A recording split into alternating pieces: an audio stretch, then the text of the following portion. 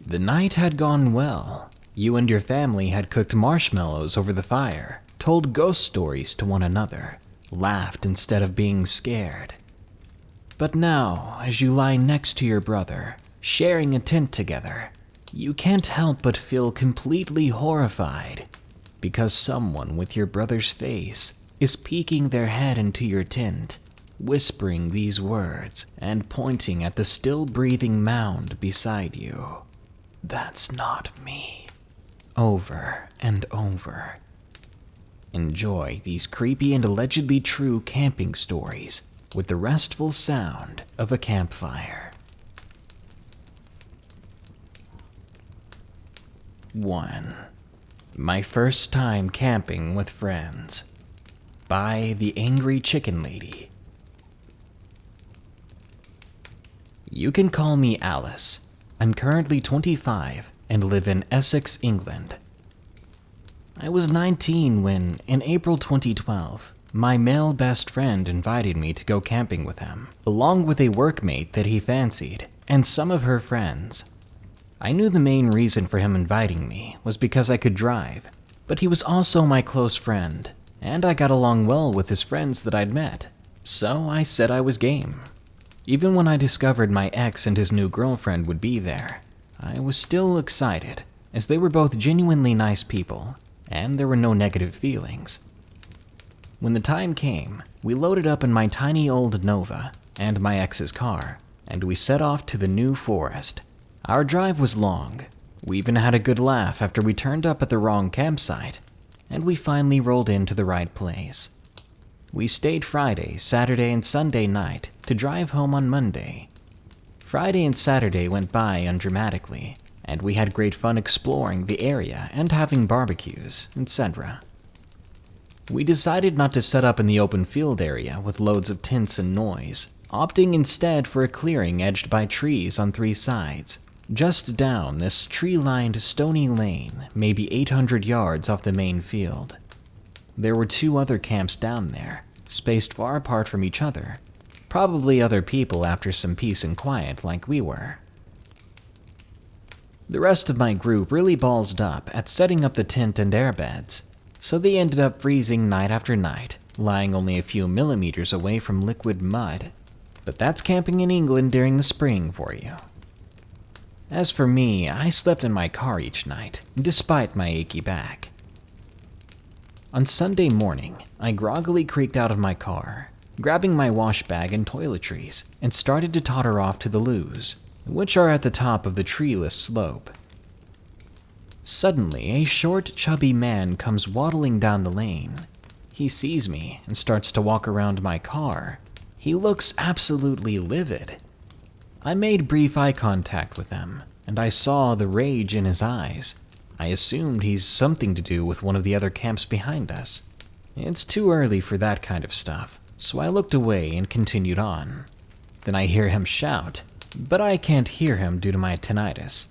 He wasn't super close just yet, so he shouts again, this time getting my attention, and he speeds up toward me.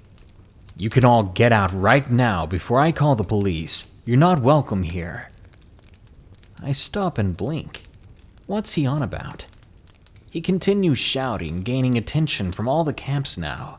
He starts raving on about me driving donuts around the mini roundabout near the reception, for speeding up and down the road that runs down the camping fields, then lists more dangerous driving offenses. Considering it was 7 a.m. and I literally just woke up, I was speechless. I tried to maintain composure and politeness, despite his intimidating approach, and explained that it could not have been me. But he insists that it had to only have been this car, saying that there's no other cars here like it. I turn defiantly and firmly shout to him, "Fine, touch the bonnet."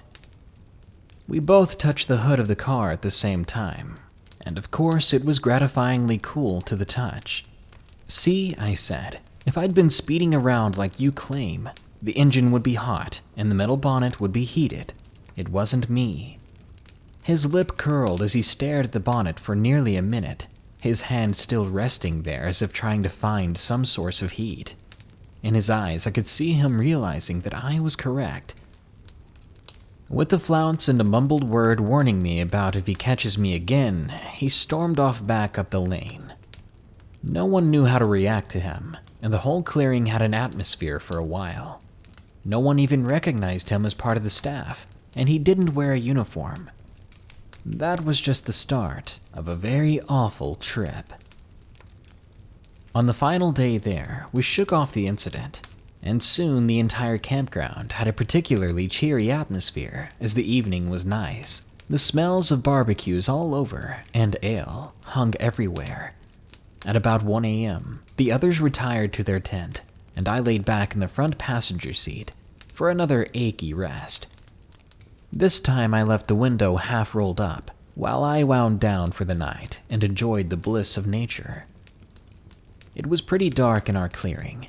I started to drift off, enjoying the cool breeze rolling through thanks to the window. Suddenly, a long, terrible scream fills the air, and everything seems to turn to ice in an instant. I freeze in my sleeping bag, shocked and waiting for something else to happen. Then I hear a wailing sound, terrible, pitiful, shrieking twice more before stopping. I shiver in my seat, paralyzed. Gradually, I very slowly extend my hand and roll my window up, confirming that all the doors are locked. I sat still for a very long time, twitching when I saw movement rustling amongst the trees on the far side of the clearing.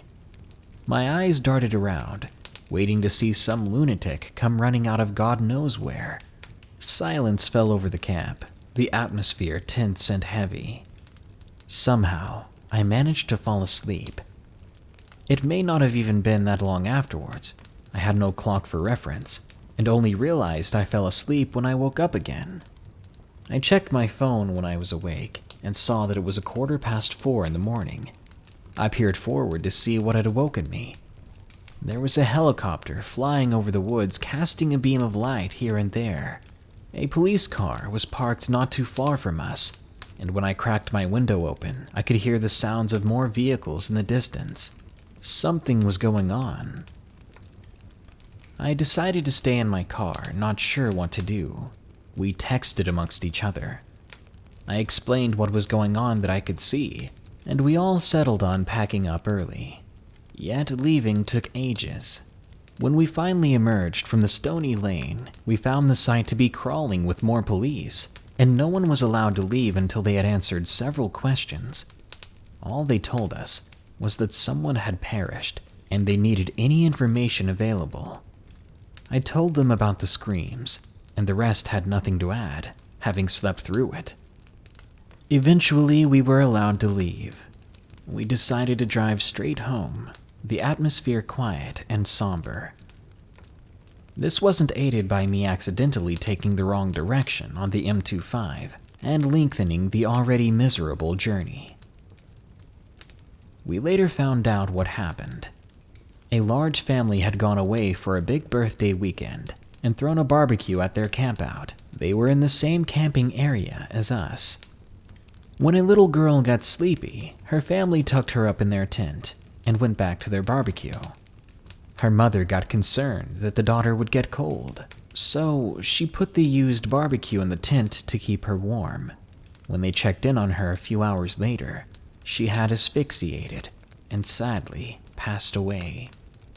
The screams we had heard that night were from her mother just discovering the lifeless body of her little girl. And to this day, it chills my blood when I think about it. Sometimes it comes unbidden to my mind, the terrible sound of raw, painful emotion and unimaginable horror. The New Forest is a wonderful and magical place to visit, and this experience didn't spoil it for me. But whenever I'm reminded of the New Forest, my mind always wanders to that little girl and her family. 2. The Friendly Campers by Zach. It was about a year ago. Me and my friends, a bunch of college students, had an affinity for road trips. It's just another form of escapism for us. As college goes, our bank accounts stopped accommodating trips around the East Coast, so we took up camping instead. My best friend owns this land a few hours east of Scranton, Pennsylvania. We all elected to take this big camping trip by the end of the summer, and we spent a while preparing. When the time came, we divided ourselves into 2 cars, split tents, food, drinks, and everything else among us. As we came close to the destination, our GPS went out, so we relied on physical maps we brought with us. After an hour, we arrived at the campsite at just about dusk. We unloaded all of our stuff, set up our tents, and built a nice bonfire. We delegated bonfire duty to one person, and by God, he kept it lit the whole day. The first night was fun. I got over the creepy ambience of being in the middle of nowhere after 5 or 6 beers. We exchanged stories, pranked each other, and soon went to bed. On the second day, a group of my friends decided they were going to make the 2-hour drive to some hick town in order to get more firewood and snacks. I was in the group that stayed behind. According to them, they ended up getting lost in the morning fog and found themselves at the local store sometime after sunrise. After purchasing their stuff, they encountered a ragged old man in the parking lot, your archetypal hillbilly, as hick as you can get on the eastern seaboard. He asks for a cigarette. They oblige, and then begins to berate them with questions. Stuff like, "What's your name? Where are you from? What are you doing here?" To that latter question, he was very interested. He asks where we're camping, and if he could stop by. They think he's joking and laugh, but he insists. He says he'll hang out with us, and doesn't drop the subject, even as they are entering their car. By then, they're all too high to notice the guy hopping into his beaten-up pickup truck. They don't find out they're being followed until they leave the paved roads and see him following them onto the dirt trails leading back to the campsite. Again, I attribute this to them being high, but they still kept going back to the campsite. They said that they had no room to turn around and nowhere to go. But hey, leading this guy back was not a good idea.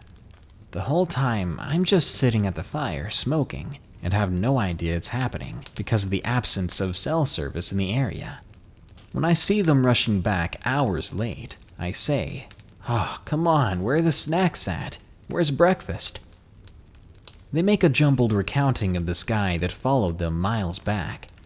At first, I think they're just pranking, but the fear plastered onto their faces was obvious. They say he parked the car about 40 feet behind theirs and watched them get out.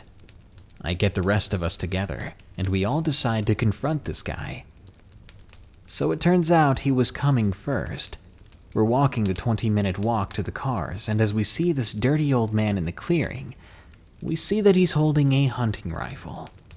We weren't going to try and make a break for it or see what the guy wanted, so we decided to loop back around to the camp and then try to make a wide arc to avoid him.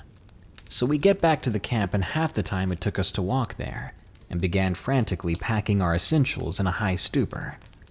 As we're about to turn around and go, my friend points out that the bonfire is giving off a lot of smoke on account of all the leaves we used for kindling. So it's assumed that the guy can figure out exactly where we were. We stop our packing process immediately and dip into the trees, running with reckless abandon to cover as much ground as possible. As we're reaching the car, we then hear gunshots in the direction of the camp. We get into our car and floor it out of there. After a 2-hour drive back into town, we reach a police station. We submit our report, even though we were clearly under the influence. They hold us at the station and send a car out to investigate. We're sitting around, freaking out, more over the consequences of going to the cops high, rather than being scared of the maniac. It's late in the afternoon before the car returns and tells us what they found. The tents were shredded up and had shell casing and bullet holes in them. So, no, he wasn't just hunting out there and we had gotten it all wrong. Aside from the food wrappers, they said barely anything else was left behind. From our own accounting, the guy took our weed, our keg of beer, but also my friend's wallet. We tell the police the latter, and he says they'll continue to search around, but they didn't find any cars around. We ended up going home early. My friend had to cancel his debit card and get a new ID, and we all haven't heard of anything since. Of course, the knowledge is still haunting us that this psychopath knows who he is, and roughly where he lives. I'm sure nothing will come of it. Nothing has, and it's been a year. But I have no idea what this guy's intentions with us were.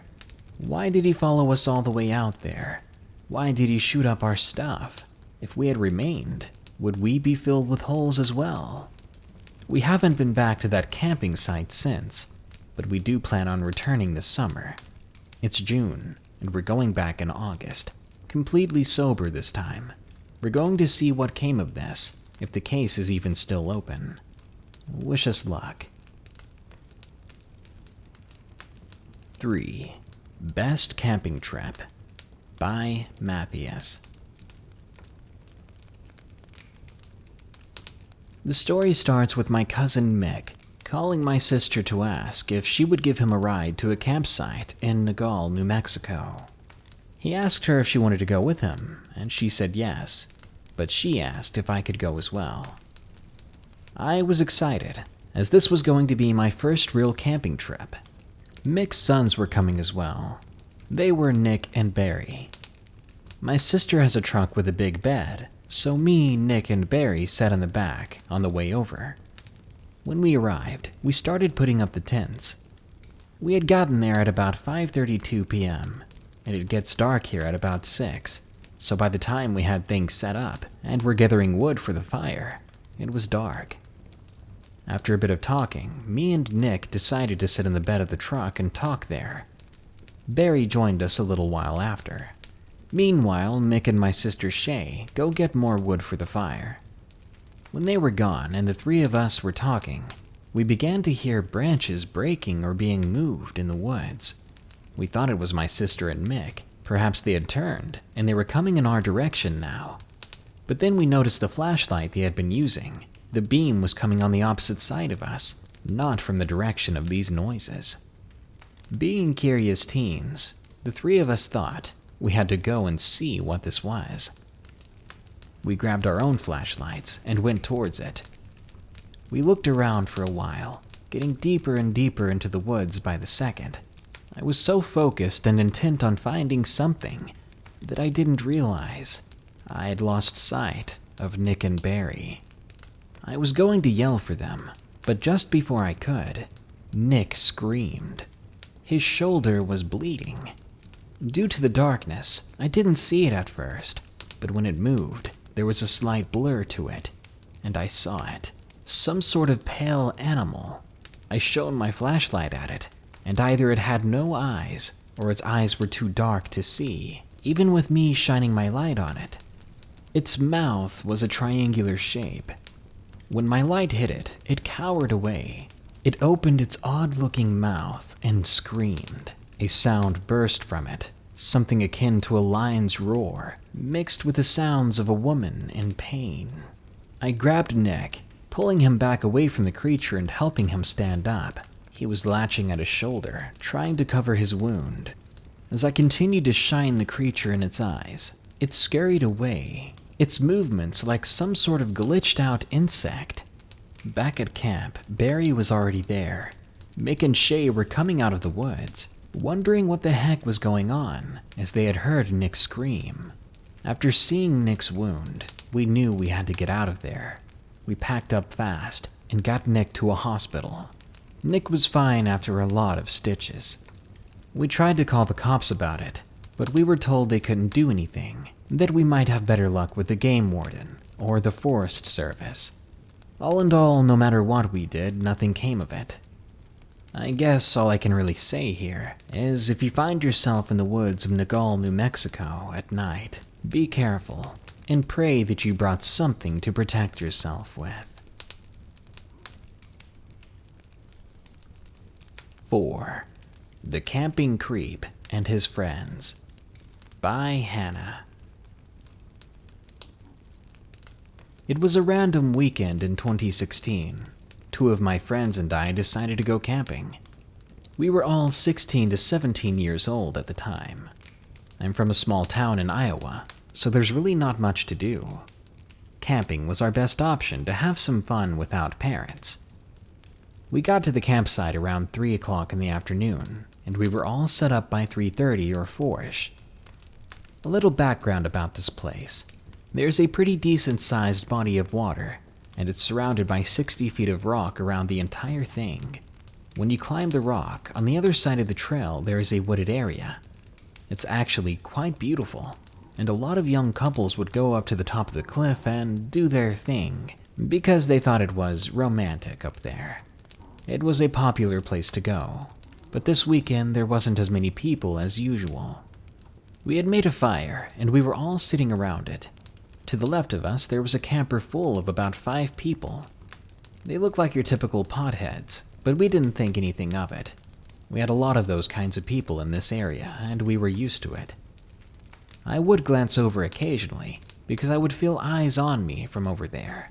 Specifically, there was a man who seemed to be in his mid-30s, and I caught him staring at me a few times, and not in a very friendly way. I felt like he was undressing me with his eyes, and it made me very uncomfortable.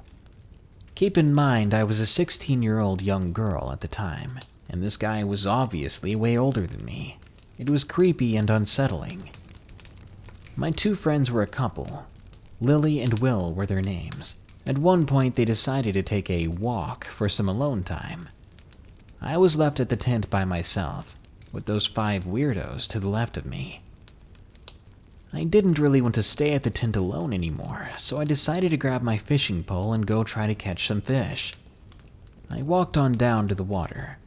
I was down there for about 10 minutes when I began to hear footsteps coming up from behind me. I turned around, and there was that weird, creepy guy who had been staring at me from earlier. I figured he probably wanted to go fishing or something, but then I noticed he didn't have a pole or any equipment. Up close, his eyes were even more crazy looking, and I could tell that his intentions were not pure. I immediately became uneasy, and I tried to think quickly. But he randomly said to me, "What's your name?" I hesitated, not really sure if I should give this man my real name, but I didn't want to have him mad at me, so I told him, Hannah. I tried to mind my own business and continue fishing, but he continued to try to talk to me. I would give him one-word answers like, yeah, okay, cool. The conversation lasted about 5 minutes before he started getting really weird. He was asking me if I was a virgin, if I liked it rough, and if I liked being choked. At that point, I knew I had to get out of there, so I said loud and clear, "Piss off," and I grabbed my fishing pole and my tackle box. I started walking back to the tent. Yet the guy continued to follow me up there. He did go back to his camper. He sat beside his friends, and he stared. I set my stuff in the tent and looked over at the camper, because I still felt watched, and of course I was right. But now they were all staring at me. 2 of them waved, so I gave them all the finger, yet they only laughed at me and continued to stare. I walked in the same direction Lily and Will went. I didn't care if I interrupted their fun time. I was freaked out, and they should not have left me alone. All those strangers, they gave off a bad vibe.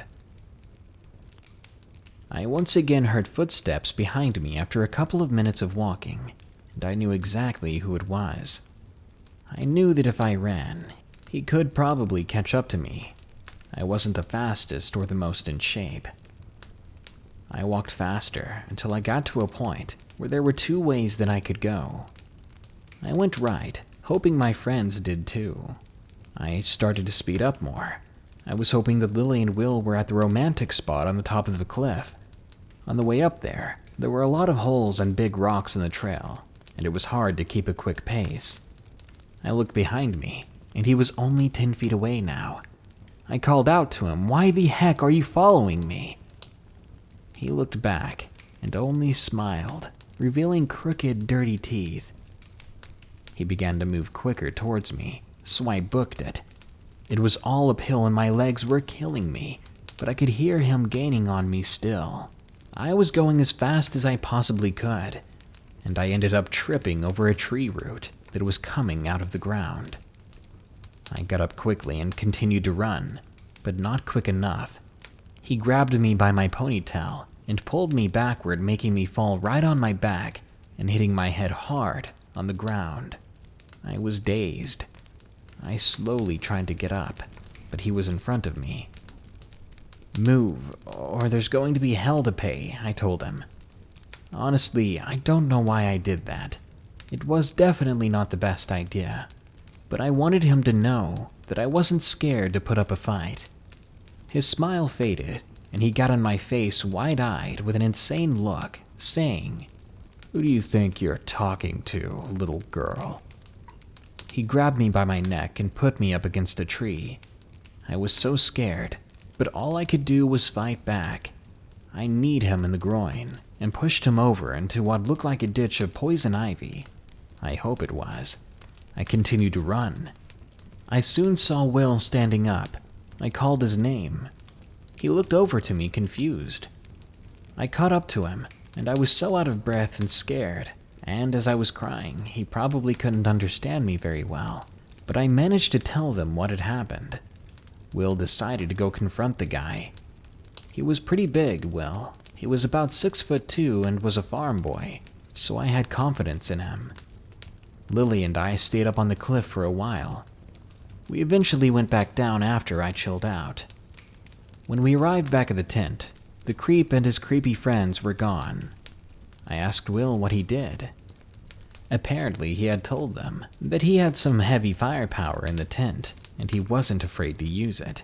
He didn't actually have anything, but as he was outnumbered, he figured lying would be a good idea. And all that matters is that it worked. Throughout the remainder of the weekend, I couldn't get that experience out of my head, and my throat was bruised. 5. The Camp Stalker by John. One sunny day, my friends and I thought it would be a great idea to go camping. I packed my clothes and iPad, and I was on my way to meet my friends at the campsite. When I got there, I noticed that one of them had brought their dog. I asked him why, and his reply was odd. I could not tell if he was trying to scare me or not, because he himself also looked very frightened as he said it. Because something in the woods. I was sure that he was just telling a joke. I went ahead and got the tent set up with my friend, who I referred to as Jax. At around 11 p.m., we were still up, and we were telling stories around the campfire. Suddenly, his dog went absolutely crazy, barking aggressively in every direction. I told Jax to go check it out, and he said it's nothing nervously, and we resumed telling stories and making marshmallows. We went to sleep at about 12:34 p.m. I woke up to the sound of barking and growling.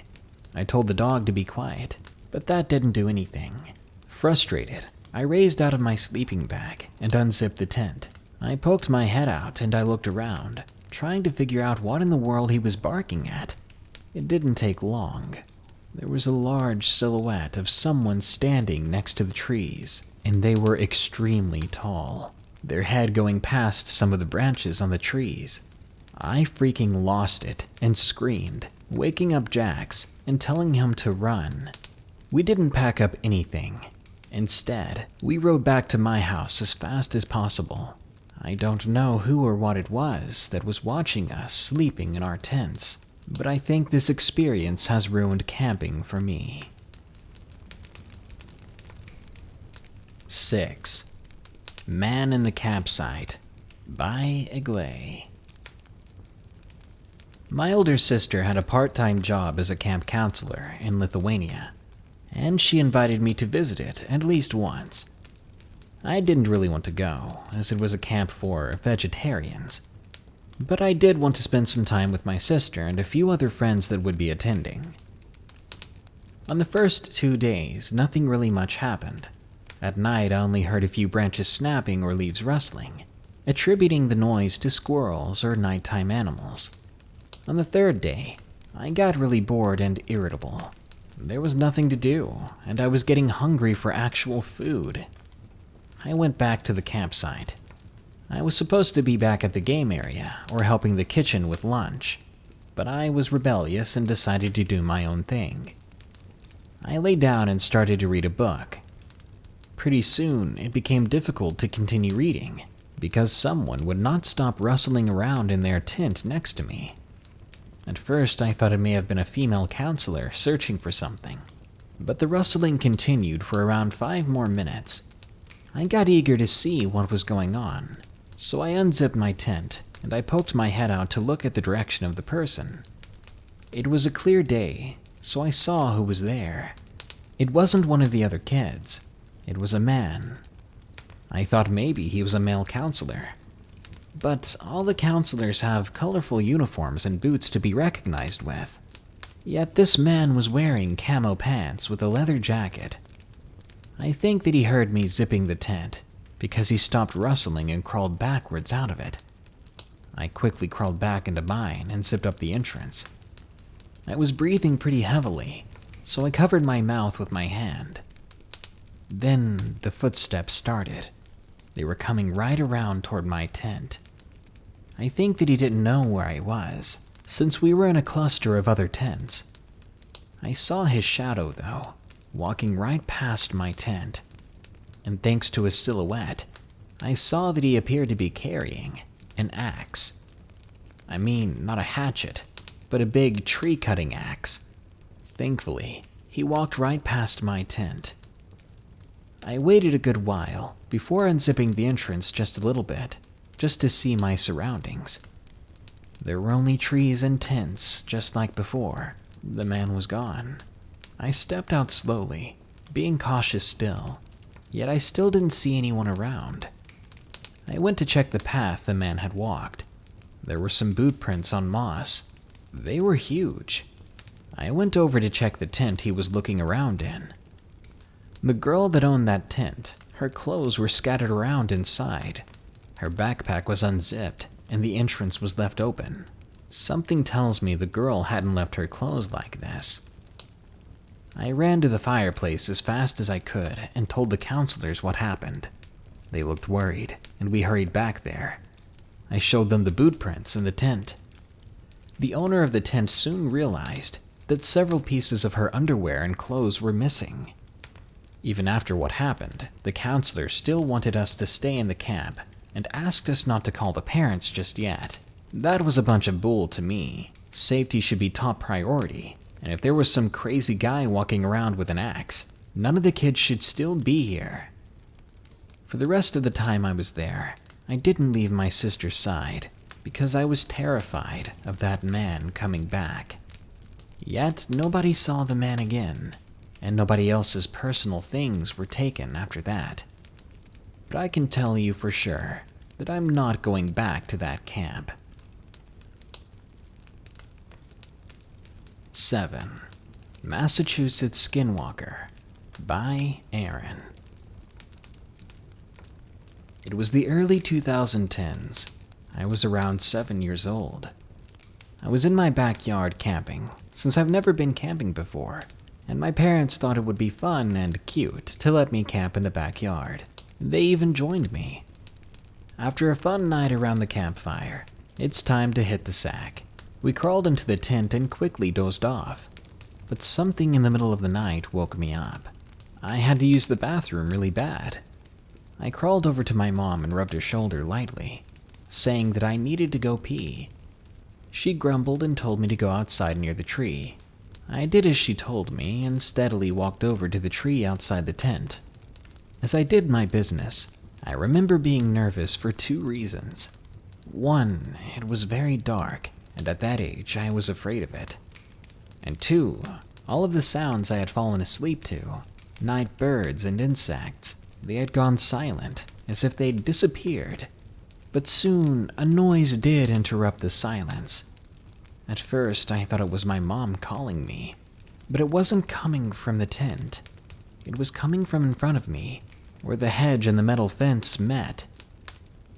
It was calling to me. I ended up turning back and forth, looking at the hedge, then back to the tent, wondering what was going on. Did I not just crawl over my mom to get out of the tent? Who was talking to me? As I looked at the hedge more closely, I managed to make out a figure standing there. A figure whose skin was wrinkled every inch, as if withered away by hundreds of years of age. And I saw its mouth move, and my mother's voice came out. That's when I screamed. I ran back to the tent, and surprisingly, no one had been awakened by my screaming. I huddled up close to my mother, and I closed my eyes, trying to pretend that I was just sleeping. A few hours later, I was saved by the sunrise. Groggily, I helped my parents clean up. I never again asked my parents to camp out in the backyard. Even when they thought it'd be fun and asked me, I refused. But I never told them what I saw, because I don't know what I saw. 8. National Forest Monster by Abner S. I really loved the summertime, so when summer arrived in 2005, I was already starting to plan a little overnight camping trip in a national forest, only a couple towns away from where I live. I always go alone, and this would be my first time going to that specific national forest. I guess with this trip I was unprepared, because while getting there, I had realized that I forgot to bring a ground cover for my tent, since I didn't use a tent with a built-in ground cover at the time. Plus, I forgot some other small things. I was already more than halfway to the forest, so I said screw it, and kept on going. It was going to be night soon anyway. Things only got worse when I encountered a ton of traffic on the highway, throwing me a couple of hours off schedule. On my way there, I camped glancing at the sky and looking at the sunset. It was already getting dark. After around 20 minutes of driving from the exit, I got to the mountains, and there was nothing but trees on either side of the road, so I thought that I was already in the park. I did think to myself for a split moment how it was weird that I never saw any entrance signs, but my main focus was trying to find a good spot, any spot, to camp for the night. After 20 more minutes of driving through pure forest, the road turned to gravel, and I thought to myself, this has to be some sort of camping area, right? Looking back, I should have turned right there, but I was exhausted and tired of driving. I finally settled on parking near a clearing on a dirt path, and I set up my camp there. When I got out of my truck, things seemed pretty normal. The only thing out of place at the time was that there were no other sounds except for the crickets and the sound of me setting up my camp. There was no wind, no frogs, owls, or any other people. Just me and the crickets. It was already getting late by that point, a little past 9, so I had my dinner, sat around the campfire for a little bit, then climbed into the tent to sleep. I found myself awakened. I checked my watch and it was 11:15. I thought I woke up because the bare ground had made my back stiff, but my back felt fine. I came to the conclusion that I just woke myself up randomly, so I closed my eyes and tried to get back to sleep. But then I heard a deep, raspy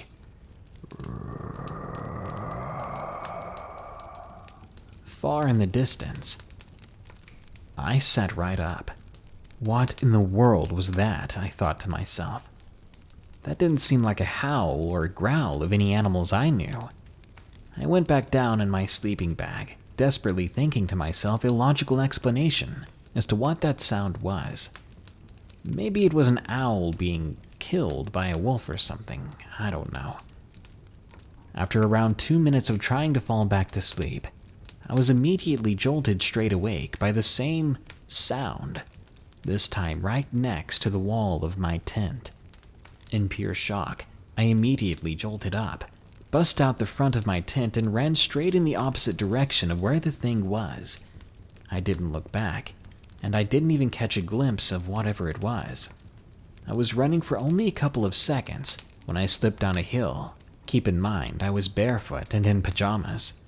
I tumbled for a few seconds, and then, once I stopped, I tried to keep as motionless as possible. Maybe the thing didn't see me fall, I thought. I didn't want to give away where I was lying. I listened. There was nothing. I waited a little longer, but still nothing. I slowly peeked over the hill, trying to see as much of my campsite as I could in the dark, but I could not see any of it. While doing this, I noticed that the crickets were now quiet as well. It was just pure silence. I didn't hear any leaves crunching either. It seemed to be all clear. That I was able to make a beeline for my tent to grab my pack bag, which had some miscellaneous stuff and my wallet in it, but most importantly, my keys. I knew I'd have to do it quick. So I tried to get to my car as fast as possible, while making the least amount of noise. Every time I stepped on a leaf or twig, I cringed. I successfully got the bag and started opening it, ever so slightly to get my keys. Once I got the keys, I went over to the car, unlocked it, and ignited it.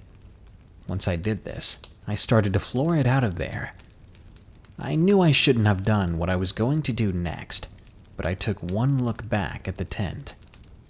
Crouching down right beside the tent was the thing. Even in the darkness, I could make out its features. Its eyes were completely black, body covered with short white hair, and the overall body structure was barely that of a person. I knew it saw me, because once it did, the creature let out that horrific sound again, that all too familiar.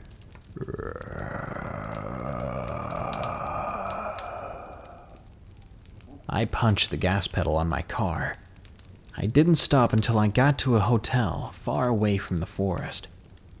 I got a room and immediately collapsed into the bed, exhausted. I had a nightmare that night of the creature looking at me through the hotel window, slowly and steadily letting out that horrific sound.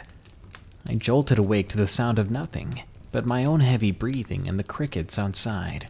Now, this may have been paranoia, but I think, sitting in that hotel room, trying to fall asleep again, I think I may have heard that discernible screech off in the distance. 9. The Camping Skinwalker by Beau. It was May 27th, 2008. It was a Thursday when this happened to us.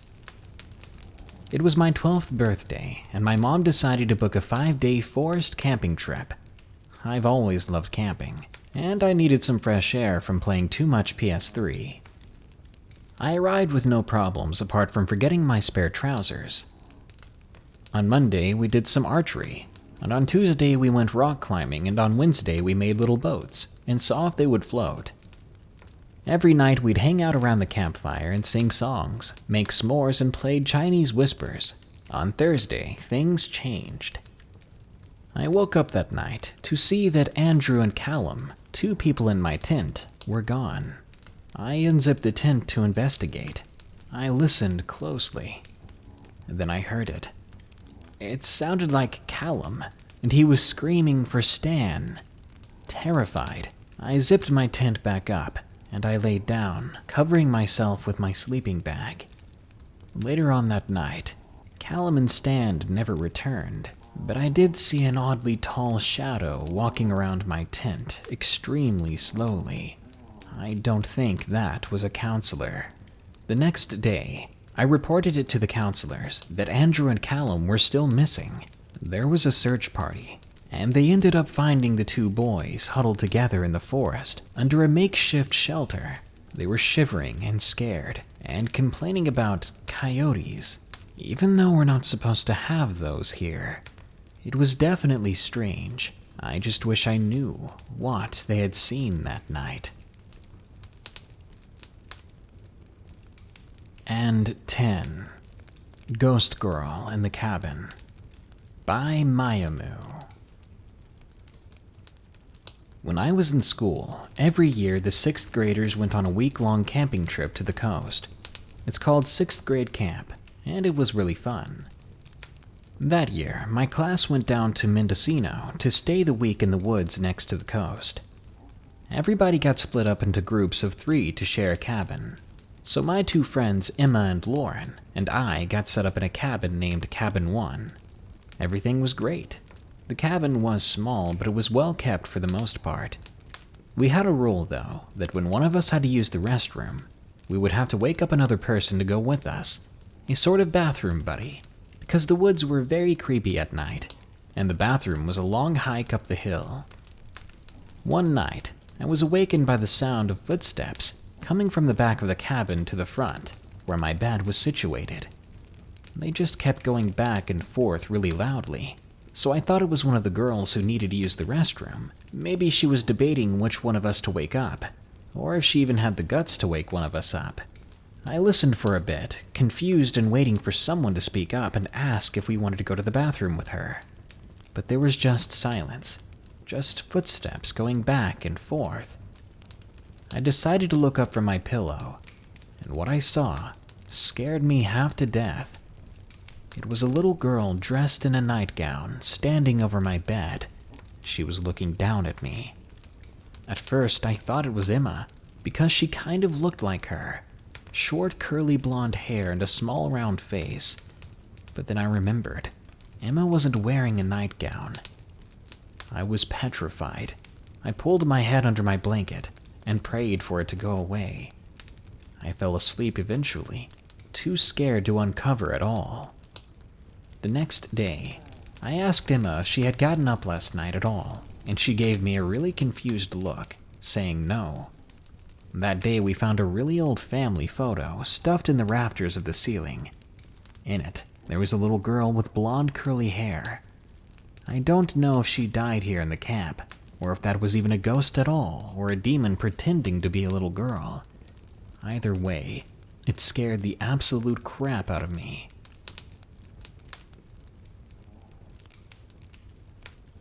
Sometimes, even the light of the campfire won't keep you safe. It might keep you warm, but what use is warm when something is ripping you to shreds? The next time you want to go camping, maybe opt to do what I do. Pitch a tent in the living room and throw marshmallows at your wife when she walks by. Good night. Be sure to like, share, comment, and subscribe if you enjoyed the video. Don't forget, you can send me your scary stories at darknessprevails.org/submit. If you want to support my channel further, you can download my app Spooked on the Google Play Store for free and get all my stuff in one place. Donate any amount on patreon.com/darknessprevails, and you'll get your name in the credits at the end of these videos. Also, you should see merchandise at the bottom of these videos now. If you don't, you can still go to morbidmonsters.com and buy some awesome creepy shirts. Now then, here are my 5 favorite early comments from the previous video about 10 creepy sleepover stories. Drunk Samurai says, sleepovers are only scary if you're a parent and have to deal with the kids. You hear that, Samurai? That beautiful silence? That's me not ever having kids. Flashback 007 says, can I have a sleepover in your basement? Without the chains this time, please? Alright, but we're still using the leather. Pretty Girl with Many Tears says, hi, how is your mouth? This may sound weird to some of you who haven't heard that I chewed myself in my sleep a week ago. So to answer this question, my mouth feels great, and it's ready to get back doing mouth things, like this. Thank you. Arctic Skeleton says, scary sleepover stories. That would be like you showing a girl your Pokemon cards, and she starts taking off her clothes. Nah, that sounds like a success to me. Unless she's your aunt. Then it's what people call a playful secret. And Banana Warrior says, it's all fun and games until you hear a ghost lick its lips. Oh, is that what it's licking? Anyways, guys, thanks so much for tuning in to another Darkness Prevails video. More scary stories are coming soon. Here are the credits to my patrons who continue to donate, because they're just awesome people like that.